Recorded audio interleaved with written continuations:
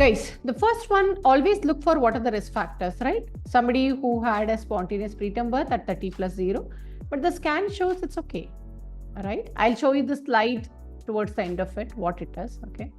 Why we are choosing this. So either progesterone or the cervical cerclage, okay? And the next one, found to have a cervical length of 20 millimeters. So what do? Ideally, you can, if somebody has a risk factors and you can, without risk factors, you can still go for this, right? And P-prom and the cervical trauma is always cervical cerclage. So this is what you guys need to know about, right? Yes, Sushma? Ma'am, what about less than 15 mm? It is given guideline. It is a gestational age. What is a gestational age? You tell me that.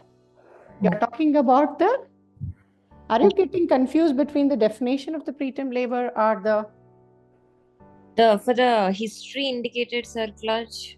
Is it 15? Ma'am, I don't clearly remember, but yes, go back and read. Go back and read. When we are not sure, go back and read.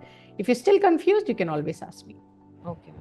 Because these are purely theory, guys. I think we shouldn't be wasting for the theory, which you guys know much better than me, right? Because you have read, you have digested the guidelines like anything. But the problem is, they don't ask exactly the same. They give you scenarios to treat. That's where the problem comes in. Why this keeps on getting unshared all the time? I'm so sorry, guys. Okay.